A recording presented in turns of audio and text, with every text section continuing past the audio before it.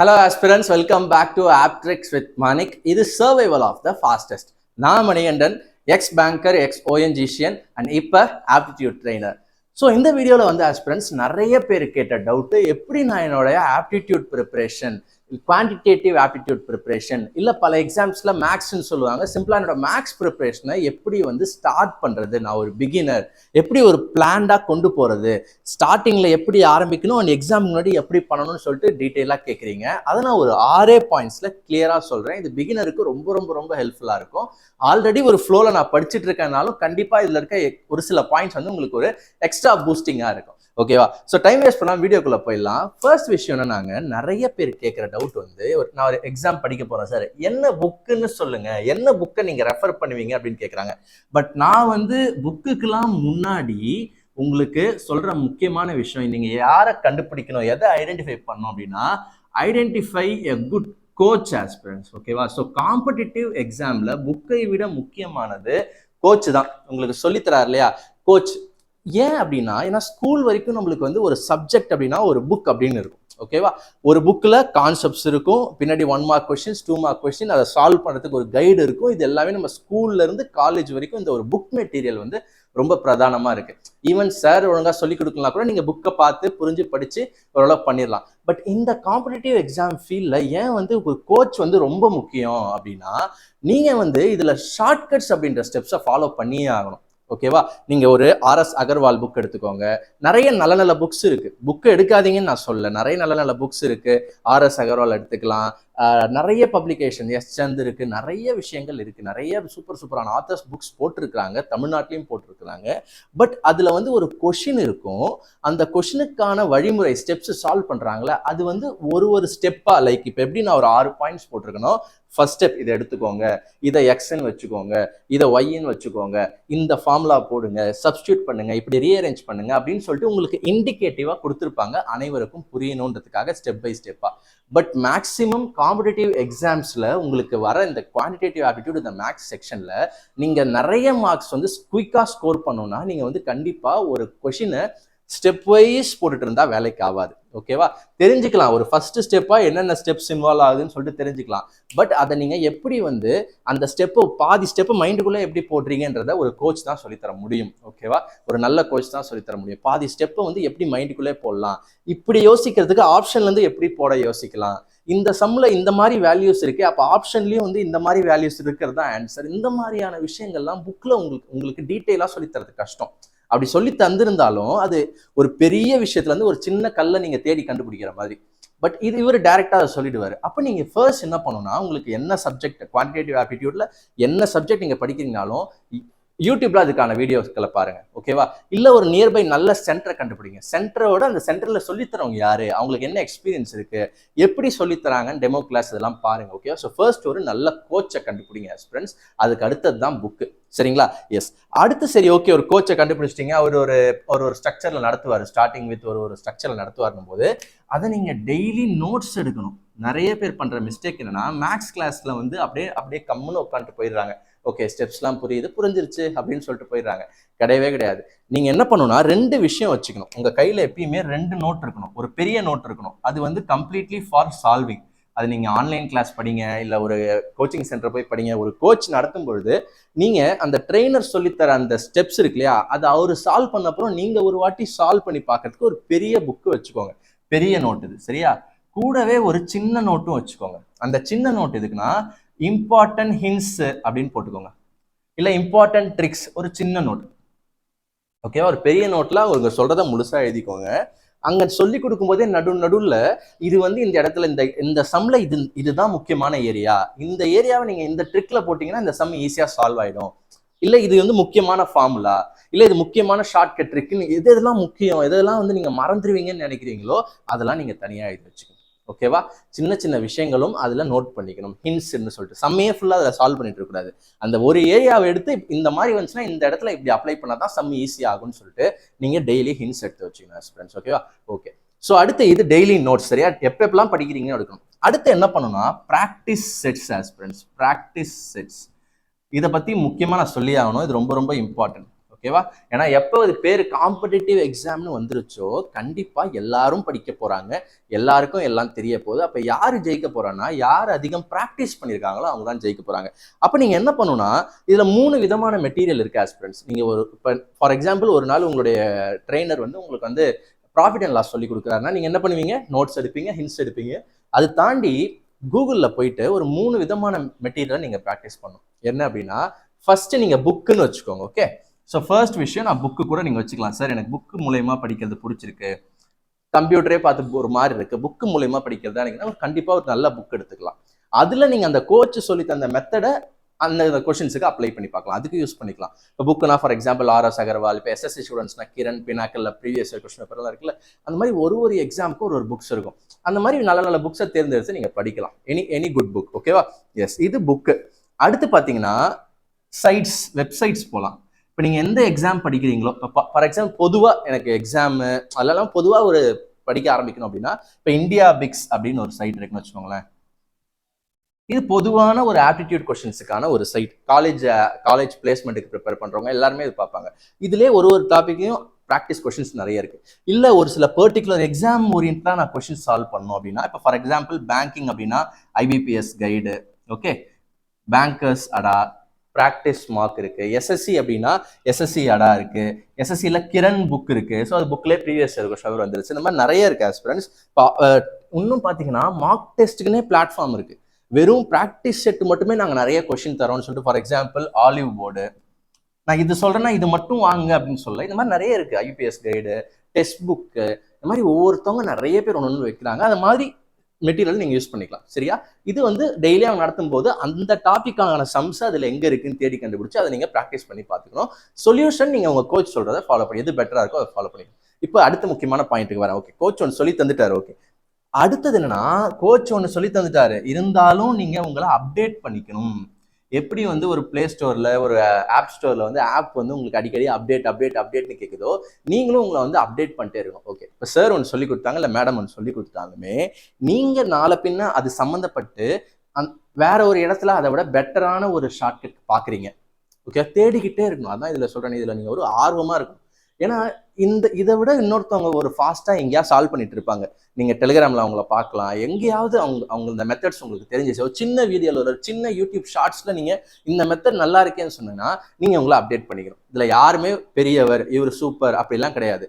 ஒரு டாபிக்ல இவர் சொல்ற ஷார்ட்கட் சூப்பரா இருக்கும், இன்னொரு டாபிக்ல வேற ஒருத்தர் சொல்ற ஷார்ட்கட் சூப்பரா இருக்கும். ஸோ அதனால உங்களுக்கு எது வந்து ஈஸியா உள்ள போகுது, எது ஃபாஸ்டா ஆகுதுன்னு சொல்லிட்டு உங்களை நீங்க அப்டேட் பண்ணிக்கிட்டே இருக்கணும். எக்ஸாமுக்கு ஒரு 10 நாள் முன்னாடி வரைக்கும் இதை பண்ணிக்கிட்டே இருக்கணும். ஓகேவா? அதுக்கப்புறம் நீங்க 10 நாள் முன்னாடி அதுக்கப்புறம் ஸ்டாப் பண்ணிட்டு நீங்க உங்களுக்கு இது வரைக்கும் என்ன படிச்சீங்களோ அதை ரிவைஸ் பண்ணுங்க. புரியுது ஆஸ்பிரண்ட்ஸ்? பெஸ்ட் மெத்தடுக்கு உங்களை அப்டேட் பண்ணிட்டே இருக்கு. ஓகேவா? சூப்பர். 5th முக்கியமான விஷயம் என்னன்னா, இவர் தான் வந்து முக்கியம். இது எல்லாம் நீங்க ஃபாலோ பண்ணி இதை ஃபாலோ பண்ணனாலும் வேஸ்ட். Mark test. ஓகேவா? ப்ராக்டிஸ் செட்டு வேற, சும்மா டெய்லி ப்ராக்டிஸ் பண்றது வேற. இங்கே நான் கொஞ்சம் சொல்லிட்டேன். மார்க் டெஸ்ட்னா எக்ஸாமுக்கு முன்னாடி எக்ஸாம் மாதிரியே ஒரு செட்டை போட்டு பார்ப்பது. இது டெய்லி ஒரு டாபிக் சும்மா ஒரு கேஷுவலா போட்டு பாக்குறீங்கல்ல, ஓகே நீங்க டைம் அண்ட் ஒர்க் நடத்திருக்காங்க, நான் போட்டு பாக்குறேன், ஆன்சர் கரெக்டா தான். இது வந்து அப்படி இல்லை. எக்ஸாம் மாதிரியே என்ன பண்ணுன்னா, அந்த எக்ஸாம்ல எப்படி ஒரு குவான்டிடேட்டிவ் எஸ்எஸ்சியில் குவான்டிடேட்டிவ் ஆப்டிடியூட் மேக்ஸ்னு இருக்குன்னா, அந்த செக்ஷன்ல எப்படி செட் ஆஃப் கொஸ்டின்ஸ் வருமோ அதே மாதிரி மார்க் டெஸ்ட் பிளாட்ஃபார்ம்ஸ் இருக்குது. நான் சொன்ன மாதிரி இது மாதிரிலாம் இருக்குது. அங்க போயிட்டு நீங்க என்ன பண்ணணும், இல்லை உங்களோட இன்ஸ்டியூட்ல வைக்கலாம், ஏதாவது ஒரு ப்ராக்டிஸ் செட் எடுத்து அதை அட் ஸ்டெச் ஃபுல்லா ப்ராக்டிஸ் பண்ணும். நிறைய பேர் பண்ற தப்பு என்னன்னா, ஓகே 10 கொஸ்டின் சால்வ் பண்ணிட்டேன், மார்க் டெஸ்ட்டை விட்டு வெளியே போயிடுவாங்க. ஓகேவா? போயிட்டு அப்புறம் பாஸ் பண்ணிட்டு திருப்பி வந்து சால்வ் பண்ணுவாங்க. இல்லை எல்லாரும் கொஸ்டின் ஸ்கிரீன்ஷாட் எடுத்துப்பாங்க. ஸ்கிரீன்ஷாட் எடுத்து ஃப்ரீயாக உட்காந்து சால்வ் பண்ணலாம். அப்படி இல்லை, அலாரம் டைமர் வச்சு உங்க எக்ஸாம் எப்படி நடக்குதோ அதே மாதிரி 3 மணி நேரமா 2 மணி நேரமா, ப்ரிலிம்ஸா 3/4 மணி நேரமா 1 மணி நேரமா, அந்த எக்ஸாமுக்கு அந்த பேட்டர்ல நீங்க உட்காந்து மினிமம் எக்ஸாம் முன்னாடி ஒரு 10-20 மார்க் டெஸ்ட் போட்டுருங்க. நான் சொல்றது மினிமம் 50-100 போட்டாலாம் இன்னும் சிறப்பு. ஓகேவா? மினிமம் ஒரு 10-20 எக்ஸாம் மாதிரியான ஸ்டூடெண்ட் ஃபேஸ் பண்ணிருக்கணும். ஓகேவா? Yes, super aspirants. இப்போ இதெல்லாம் முடிச்சிங்க. எக்ஸாமுக்கு முன்னாடி ஒரு 10 நாள் சொல்றேன், 10 நாள் 5 நாள், அது உங்களுக்கு உங்களுடைய ப்ரிப்பரேஷனை பொறுத்து.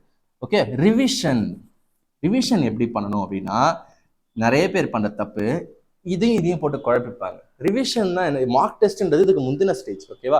இதுல மார்க் டெஸ்ட் போட்டுட்டு எக்ஸாமுக்கு முன்னாடி ஒரு 5 நாள் அப்படி இருக்கும்போது ரொம்ப உங்களை போட்டு குழப்பிக்காம, ரொம்ப மார்க் டெஸ்ட்லாம் போடாம ரிவிஷன் பண்ணணும். அது என்ன சார் ரிவிஷன் அப்படின்னா, இந்த நோட் வச்சிருக்கீங்களா, ஹின்ஸ் நோட் அப்படின்னு, இதுக்கு தான் இந்த நோட்டை போட்டோம். இந்த ஹின்ஸ் நோட்டை என்ன பண்ணணும் அப்படின்னா, அதுல முக்கியமானதெல்லாம் எழுதி வச்சிருக்கீங்களா, எதெல்லாம் நீங்கள் தப்பு விடுறீங்க, எதெல்லாம் உங்களோட வீக் ஏரியாஸ், எதெல்லாம் ஃபர்ஸ்ட் அட்டன் பண்ணணும்னு சொல்லிட்டு ஒரு பிளானர் மாதிரி வச்சிருக்கீங்கல்ல, important formulas, important shortcuts சொல்லிட்டு சின்னதாக நோட் வச்சிருக்கீங்களா, அந்த நோட்டை மட்டும் தரவாக படிக்கணும்.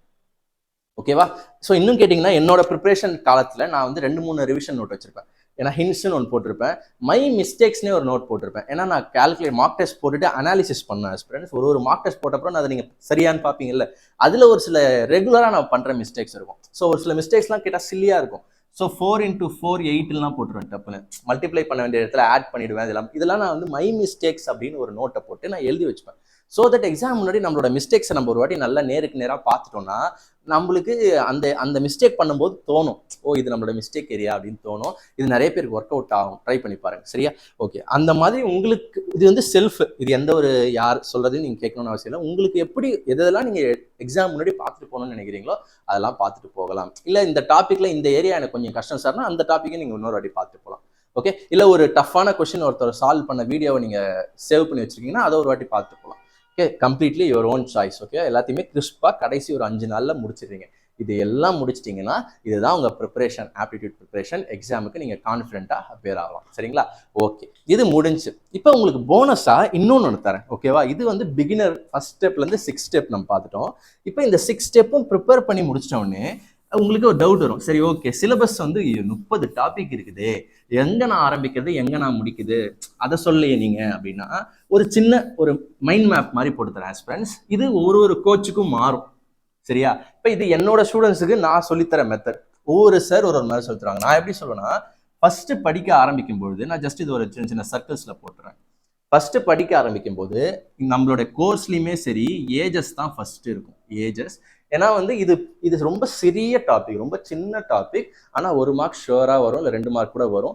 ஈஸியாக எடுத்துடலாம். ஒருத்தர் நான் இப்போ தான் மேக்ஸ்க்குள்ளே வரேன், எனக்கு மேக்ஸ் கஷ்டம் அப்படிலாம் சொல்கிறவங்களுக்கு இந்த ஏஜஸ் டாபிக்ன்றது ரொம்ப ரொம்ப ரொம்ப சிம்பிளாக இருக்கும். உண்மைதானே? ஒத்துக்கிறீங்கல்ல? மற்ற டாபிக்ஸை கம்பேர் பண்ணும் பொழுது. ஓகேவா? அதனால கண்டிப்பாக ஃபர்ஸ்ட் இதை படிக்க சொல்லுவேன். இதை கவர் பண்ணிடுங்க ஃபர்ஸ்ட் இன்ட்ரோ. அடுத்தது ஆவரேஜ் கவர் பண்ண சொல்லிடுவேன். இது என்னோட மெத்தட். சரியா? ஆவரேஜ் கவர் பண்ண சொல்லிடுவேன். ஓகேவா? தேர்ட் என்ன பண்ண சொல்லிடுவேன்னா ரேஷியோஸ் அண்ட் ப்ரொபோர்ஷன்ஸ். இது 3ஐயும் ஃபர்ஸ்ட் படிச்சிட சொல்லுவேன். ஸோ ஒரு சில சார் ஒரு ரேஷியோஸ் அண்ட் ப்ரொபோர்ஷன். இப்போ ஒரு சார் பார்த்தீங்கன்னா நம்பர் சிஸ்டம் ஃபர்ஸ்ட் படிக்க சொல்லுவார். ஓகே. ஒரு சில சார் வந்து இப்போ ஒரு சில மேம் வந்து பெர்சன்டேஜ் ஃபர்ஸ்ட் படிக்க சொல்லுவாங்க. இது ஒவ்வொருத்தவங்களுடைய ஒரு ஐடியா ஆஸ்பிரன்ஸ். இது என்னோட ஐடியா. ஏஜஸ் ஃபர்ஸ்ட் படிங்க, ஆவரேஜ் படிங்க, அடுத்து ரேஷியோஸ் அண்ட் ப்ரொபோர்ஷன்ஸ் படிங்க அப்படின்னு சொல்லுவேன். ஸோ இதை முடிச்சுட்டு அப்புறம் ரேஷியோஸ் அண்ட் ப்ரொபோர்ஷன்ஸ், இப்போ ஏஜஸே பார்த்தீங்கன்னா ரேஷியோ அண்ட் ப்ரொபோர்ஷன் பேஸ் பண்ணி தான் வரும்.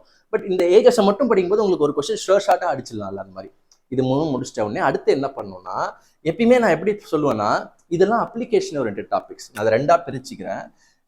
அப்ளிகேஷன் ஓரியன்டட் டாபிக்ஸ்னா ஒரு கொஸ்டின் வந்து ரியல் லைஃப் சம் மாதிரியே இருக்கும். ஒரு 2 பேர் இல்லை ஏபி அப்படிலாம் சொல்லி ரியல் லைஃப் கூட கனெக்ட் பண்ணுவாங்க. இன்னொன்று டாபிக் என்னன்னா ஸ்பீட் மேக்ஸ் டாபிக்னு சொல்லுவாங்க. இது வந்து ஸ்பீட் மேக்ஸ் அப்படின்னு நம்மளே சொல்லிக்கலாம் பேரத்துக்கு. என்னன்னா இதுல பெருசா அந்த ஏபி அப்படின்னு எந்த ஒரு கதையும் இருக்காது. ஜஸ்ட் நீங்க மேக்ஸ் பேஸ் பண்ணி சால்வ் பண்ற மாதிரி இருக்கும். ஃபார் எக்ஸாம்பிள் சிம்பிளிஃபிகேஷன் அப்படின்னு வச்சுக்கோங்களேன். சிம்பிளிஃபிகேஷன் இது ஒரு ஸ்பீட் மேக்ஸ் டாபிக். ஏன்னா இதுல ஒன்றும் கதைலாம் கொடுக்க போறது இல்லை. 1 - 2² + உங்களுக்கு தெரியும் சிம்பிளிஃபிகேஷன், சுருக்குதல். அப்போ நான் என்ன சொல்லுவேன்னா, வெறும் அப்ளிகேஷனோட டாப்பிக்கே தொடர்ந்து படிச்சிங்கனாலும் போர் அடிச்சிடும், வெறும் ஸ்பீட் மேக்ஸ் டாப்பிக்கே தொடர்ந்து படித்தாலும் போர் அடிச்சிடும். அதனால ஒரு நாள் ஒரு அப்ளிகேஷன் டாபிக் படிச்சிங்கன்னா அடுத்த நாள் ஒரு ஸ்பீட் மேக்ஸ் டாபிக் படிங்க, சிம்பிளிஃபிகேஷன் அப்ராக்சிமேஷன். ஓகே, இது ஒரு செட்டு. அடுத்த நாள் வந்து என்ன பண்ணுங்க அப்படின்னா, இங்கே போட்டுறேன், அடுத்த நாள் இன்னொரு அப்ளிகேஷன் டாபிக் பெர்சன்டேஜ் படிங்க. பெர்சன்டேஜ் படித்த கையோட அதை அப்ளை பண்ணி பார்த்துருங்க. எதில் அப்படின்னா ப்ராஃபிட் அண்ட் லாஸில் அப்ளை பண்ணி பார்த்துருங்க. ஓகே, ப்ராஃபிட் அண்ட் லாஸ் படிச்சிங்களா? அதுவும் சூப்பராக புரிஞ்சிச்சா? ப்ராஃபிட் அண்ட் லாஸ், டிஸ்கவுண்ட் பர்சன்ட்லாம் படிச்சிங்க. அடுத்து SICI எல்லாம் ஒரே போலே தான் இருக்கும். எல்லாத்துலேயுமே ருப்பி கான்செப்ட் தான் உங்களுக்கு. இவ்வளோ ரூபா, அவ்வளோ பர்சன்ட், அவ்வளோ லாபம், அவ்வளோ நஷ்டம், அவ்வளோ வட்டி, இதெல்லாம் வரும். இதெல்லாம் ஒரு செட்டாக படிங்க. ஓகே, அப்படியே ஒரு மாதிரி அப்ளிகேஷன்லேயே அப்படியே ரியல் லைஃப்பில் மூழ்கிட்டீங்க. இப்போ அது பேரலாக என்ன படிங்க, ஒரு ஸ்பீட் மேக்ஸ் டாபிக் படிங்க. ஃபார் எக்ஸாம்பிள் நம்பர் சீரிஸ் படிங்க. நம்பர் சீரிஸ், ஓகேவா? மிஸ்ஸிங் நம்பர், ராங் நம்பர், அதெல்லாம் படிங்க. இது ஒரு சும்மா ஒரு பிளான் தான், ஓகேவா? ஒரு வெரைட்டி கிடைக்கும். அடுத்த செட், இதெல்லாம் ஒரு செட் ஒரே போல இருக்கிறது. அடுத்து டைம் அண்ட் ஒர்க் படிங்க.